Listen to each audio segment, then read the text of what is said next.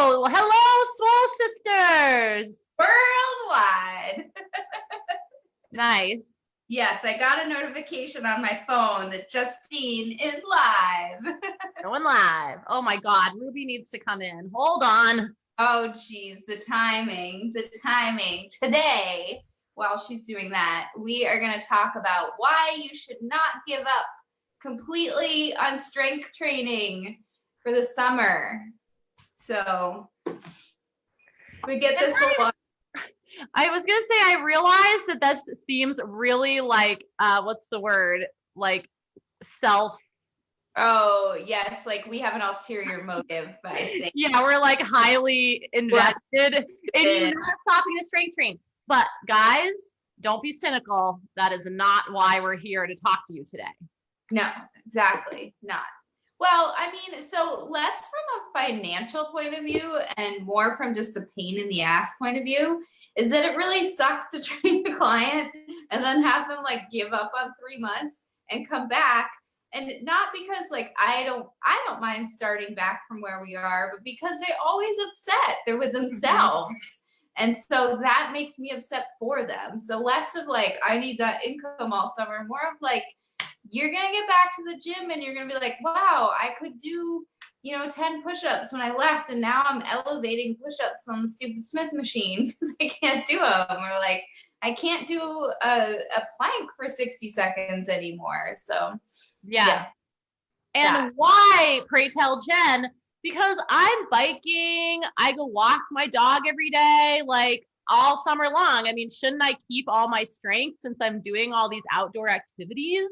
Because it's not the same, because those activities in general are going to, as Justine has said in an awesome Facebook post, are going to build endurance for your legs, but not necessarily strength. And then there's just the adaptation. So if you walk every day, on the first of the month, or you start on the first of the month, you walk every day for a month, you're burning fewer calories and working less by the end, even if you're walking the same distance. People need to understand that. If you run 5 miles a day, that's amazing. I shouldn't go out and try to run 5 miles right now because I'd probably get shin splints. I'm just not adapted to that. But if you do that every day and you're like tracking your calories burn, you're like, oh my God, I burned like 500 calories burning these 5 miles. Yeah, 3 months from now, still running 5 miles, you're probably burning a half maybe of the calories. You're not building any new muscle, and and whatever cardio endurance that you have achieved through that 5 miles is now plateaued. So again, there's nothing wrong with it. It's great. It feels good. It brings you to a great space mentally, energetically. It can clear your head, get fresh air. You got your dog with you. Your dog gets exercise, whatever. But just be very clear about the benefits that you're getting out of that consistent 5 mile run, or consistent, I go whatever for a bike every day. I go for a hike every day. That's awesome. And do not stop doing those things. They're amazing for you. However, it just cannot be compared. It's apples and oranges. It cannot be compared to skillful, progressive overload strength training, or even not progressive overload, just a maintenance mode that you can go into. Yeah.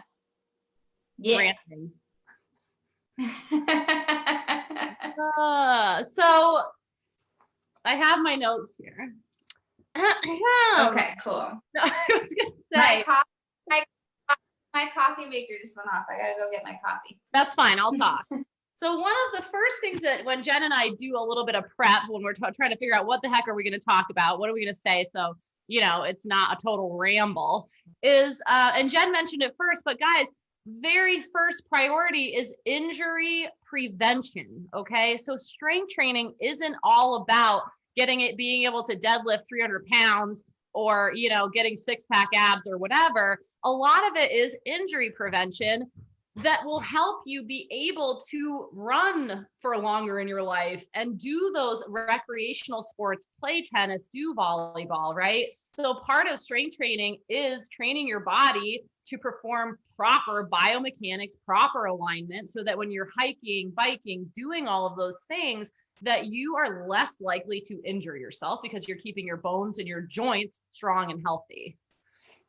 Yes, yeah, exactly. And it can also improve your performance in those like side sports that you like to play. And yeah, keep you from getting injured when you do yard work. I think that like home improvement and yard work, my clients injure themselves So the most dangerous. doing shoveling, raking, moving rocks around, weeding. So strength training is a way to stay strong, to do those activities, so then you're not like, debilitated after weeding for a couple hours on a Sunday afternoon. So Yes, totally. Blah, blah, blah. No, I'm kidding. Yeah. So injury prevention, another big one, because our audience is mostly women, is that you will notice, like Jen mentioned in the beginning, you will notice a major loss in your upper body strength if you are not strength training. I'm not trying to scare you. This is not a scare tactic, but just be aware, if you stop lifting weights, you will find your upper body strength will take a sharp decline. yeah. Just throwing it out there. I know that through personal experience. And also, again, like Jen says, we have clients that take time off. I respect it, but when they come back, it's one of the first things, especially for females. For men, it's funny. It's actually more their legs than their upper body, but their upper body too.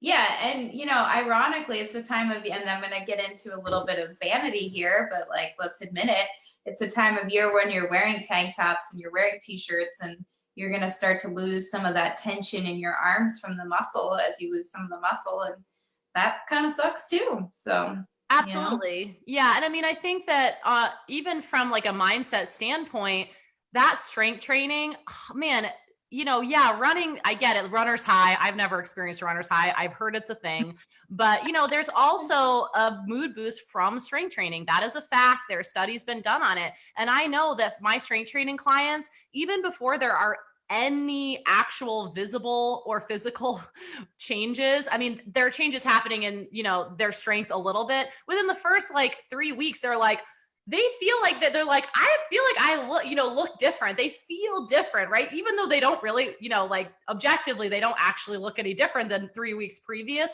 but they feel really good about themselves and they feel strong. And that, yeah, that's a powerful thing. The way that we feel can really affect the way we're going to move through the day, and what kind of mindset we're going to have in the activities, social and otherwise, that we're going to partake in this summer. Yeah, absolutely. Yes, that's a pro. Do we have more what pros? else? Well, we're just gonna, there are those activities that, I guess we just mentioned this in the beginning, but I can use the example of dragon boating, where you feel like you're getting a really good workout. So like there's this impression that you are maintaining and building your strength. So dragon boating is like a super intense workout. And I found that I wasn't lifting as much last summer. When I got back into the gym, it really showed, even though I felt strong from the dragon boating, like it was mostly probably cardiovascular fitness and a little bit of upper body, but like especially my legs, when I got into the gym, I noticed that like I had lost some strength. And it's a little frustrating to have to do that, like kind of fall back and like work your way back up again. And once again, I put this quote on there, up on my Facebook page the other day, that when you're making a choice, a good habit, the cost is in the present, and when you're making a choice that's like a bad habit, then the cost is in the future. So like, will future you be really happy if you quit strength training altogether for 3 months? Like, just think about September Jen. What does September Jen want to feel like, or October Jen? Yeah, I love that. That's a really great point. And I think that you also bring up a great point around like dragon boating is such a great example. But these activities, most of them are highly repetitive, and they're also like the muscle pattern movement is very specific. So like Jen says, if you're doing the same thing, like again, if you're running 5 miles a day, it's going to feel easier and easier, and you're going to feel like, oh, I'm getting more and more in shape because it's getting easier and easier. Or like I mean, maybe that's not the greatest example, but like my point being is that while you're getting really good at this motion, right? Or whether you're playing tennis and you're getting really good at this motion, think about your entire left side.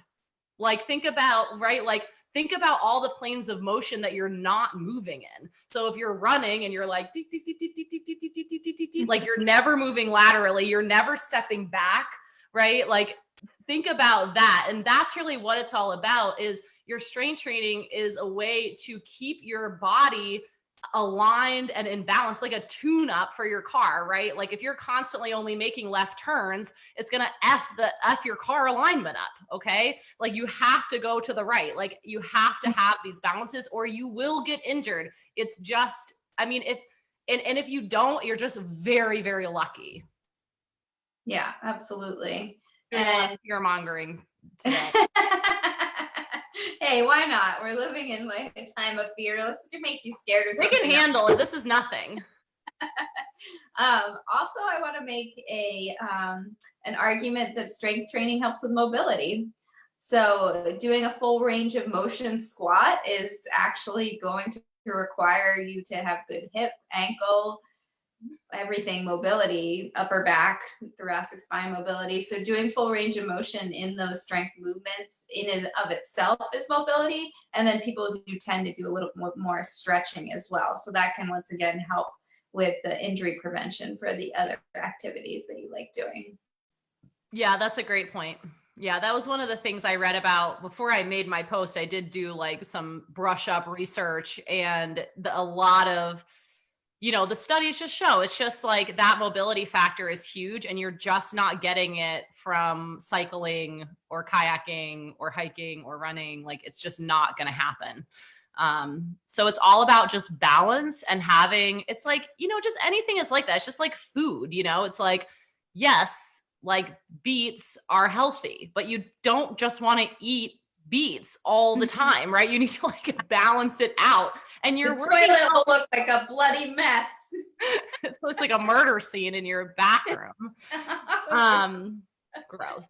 But you know, I mean, it's just no different. I've always said this. It's like variety is king, right? When I used to teach body pump, I would have people come to my class and I ask them, oh, like, what else are you? And they're like, oh, I just do pump, you know? And I'm like, oh my God, like don't just do body pump, you know, like, and I love body pump. Like I love those classes, but I mean, you can get stuck because you feel as though that's what you're really good at.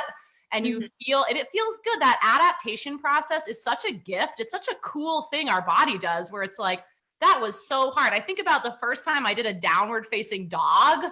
And I just remember very vividly being like, how long is this teacher going to make us hold this? Like, like dying, and everyone around me was like, you know, people who were much less what I felt like fit than me. I'm like, you know, and now down dog to me is like an oasis pose. I'm like, oh yeah, down dog, I can, right? Like that's a beautiful thing. Like we should be happy about that. However, what it means is that we're no longer reaping the strength increase benefits. There are other benefits, but that benefit is no longer on the list. So you have to seek it out in other ways. Also, how about ability to tolerate carbohydrates increased with strength training? Because carbohydrates are great fuel to restore your muscles or for the workout. And so I think in the summer, a lot of people tend to enjoy some carbier things, and you can kind of like get away with a little bit more with strength training, A, by having more muscle on your body, and B, through those workouts. I think people, first of all, nice nutrition knowledge drop there. Love that. Didn't think of that. And also, I'm just dealing out the tough love today, everybody. But I think people have serious delusions around their summer nutrition. I have heard somebody be like, oh my God, I eat so healthy in the summer. I just like grill and like whatever. It's like, I mean, there's also like a lot more alcohol intake. Like, what's the first thing most people think of when they're like, oh, let's just go to the beach? It's like, it's not just like, you know, yeah, let's bring veggies and meat to grill. It's chips and salsa and onion dip, and beers and spritzers and whatever, you know? So I just think it's funny because I think a lot of people do think like in the summer, and people are more active, and that's wonderful. But it's just, I think there's like it's a little bit exaggerated. People have a little bit of rose colored glasses on of like, oh, I'm going to be so active, and like, oh, I eat so much better. And And I just don't know if that's really the reality. Absolutely. So strength training can, give you a little bit of leeway for some of those foods. So that's good. And do we want to talk about some like the idea of, minimum effective dose? How about that? Get used to this. So here's the thing. Like Jen was saying yesterday to me, she was like, I really relate to people who, who don't want to strength train, because you felt that way. Tell them about your, I was going to say Chili's salsa. Oh, yeah. So last year around this time, I was taking a salsa class at 7 p.m. on Monday nights. And I got to the point where I was like, I don't want to go to this hour-long class inside in a windowless room. Like, it's beautiful out. I haven't seen the sun for like 27 months. I mean, that's a little exaggeration. Not much though. It feels like 27 months. That's all that matters. So I stopped doing salsa because I was like, I didn't want to be inside anymore, really. Yeah. But what I said to Jen was, but Jen, what if you could do 15 minutes of salsa and get out of it like almost the same thing that you would if you did a whole hour? Like you can maintain all of your salsa skill and like the joy and all of that, but you only had to do 15 minutes and you didn't have to go anywhere. You could just do it in your own home. I'm sold. Sign me up, Justine. But that's really what we're talking about, right? So Jen and I are not suggesting that you continue to do full hour-long, workouts, even indoor workouts. I mean, some of you will have the capacity to do some of this stuff outside.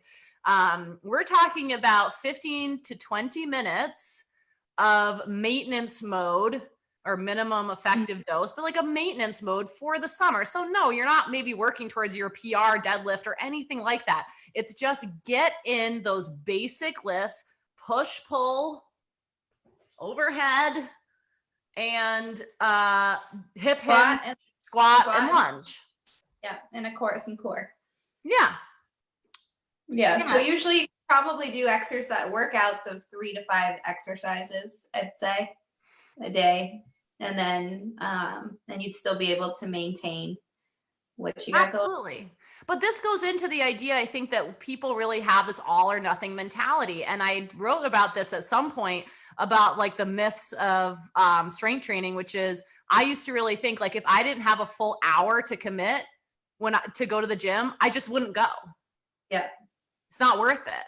And that is just completely wrong. It just is wrong, you guys, especially if you are going shorter amounts, but you're doing it more consistently. So if you could have 15 to 20 minute workout 5 days a week, that's legit, man. Would you do 8 exercises in those 15 minutes? No, you would want to choose, like Jen said, 3, maybe 4 exercises, moderate weight to go through 3 rounds, maybe 3 to 4 if you can fit it in, whatever.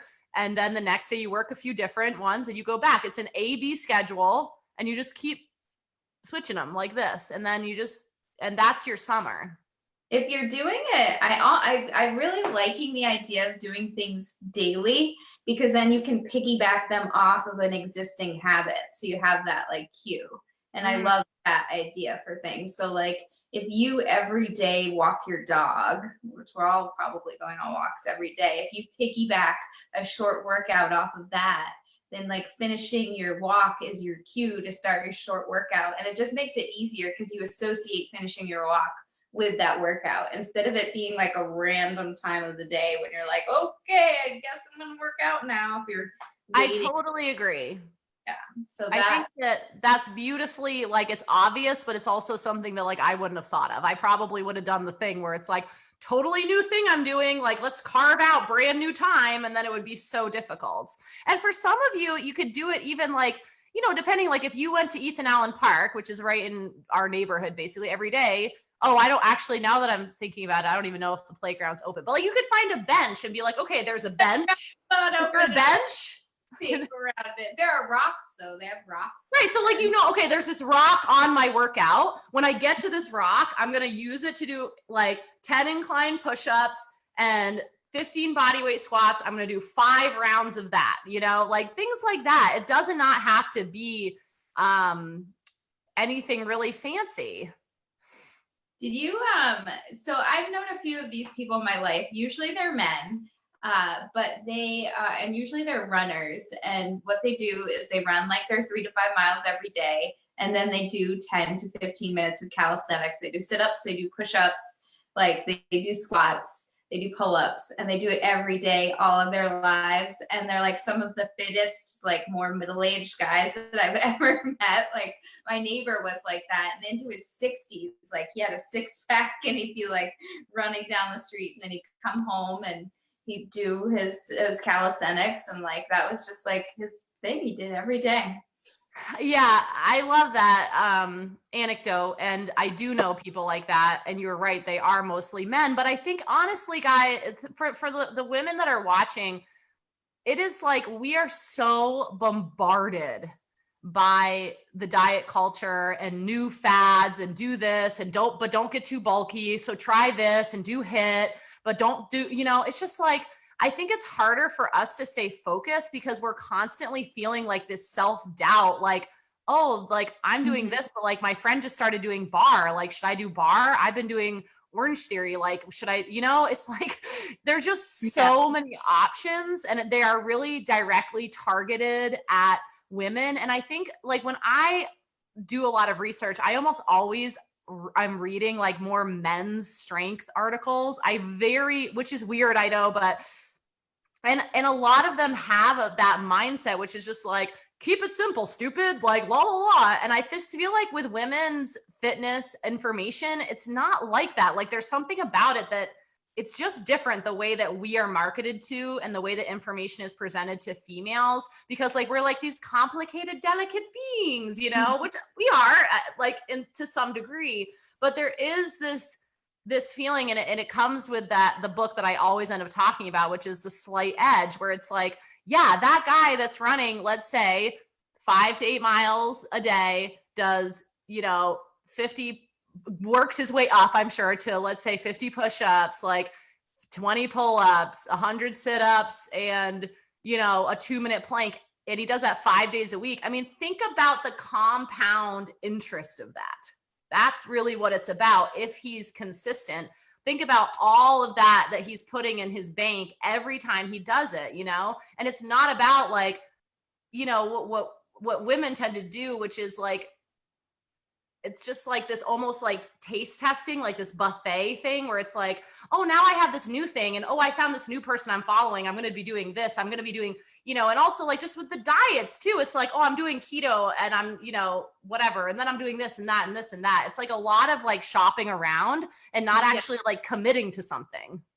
Well, I think we've talked about this before, but the energy of the new thing is always so exciting. So it is hard to keep going when you've lost that enthusiasm for it. But if you're going to do those simple things regularly, you're probably going to see less of those like peaks and valleys when it comes to your fitness and your weight.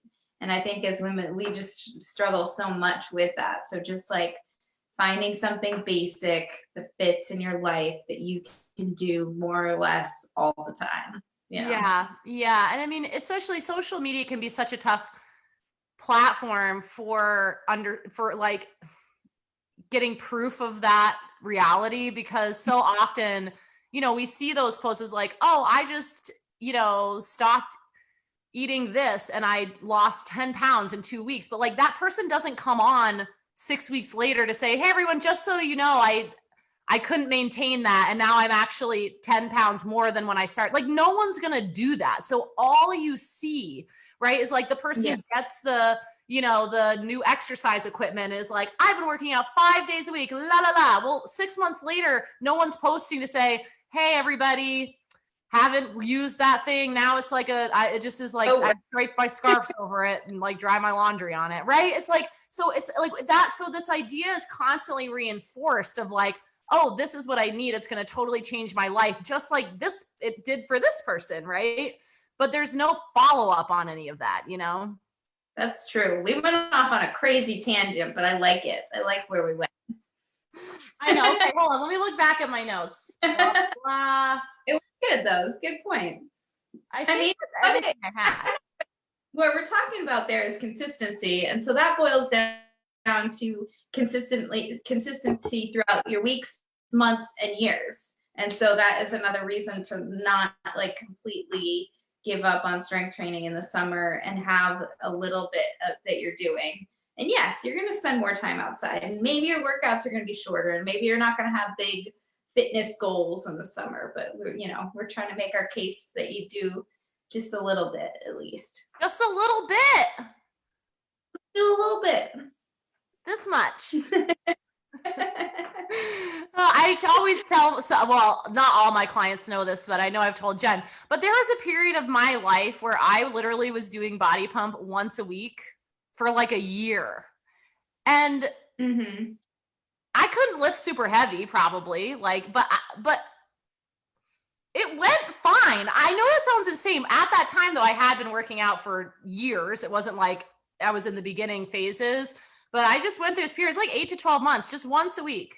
I did. And honestly, I maintained a lot of muscle by doing that. I wouldn't necessarily recommend that because it's very high rep. It's very repetitive. I'm not recommending it, but I'm just using it as an example of like, it doesn't take much to maintain. You just need to be consistent. That's really what it is. Yeah.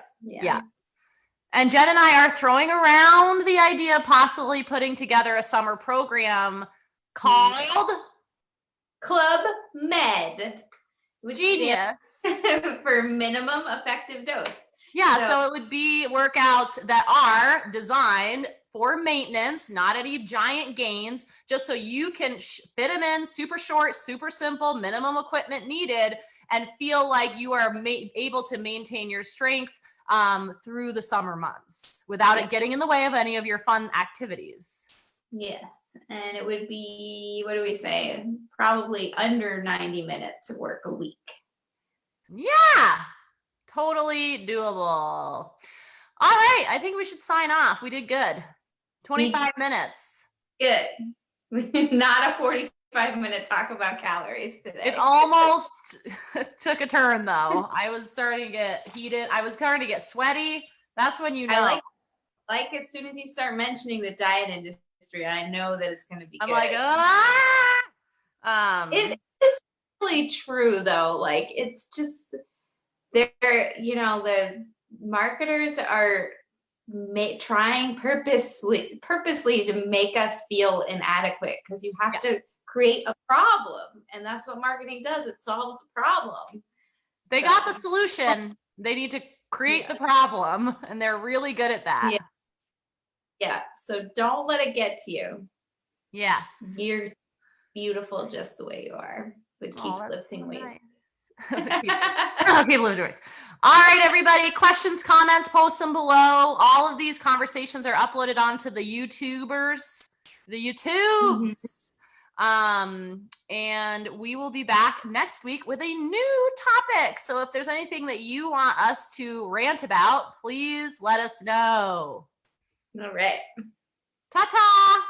Bye.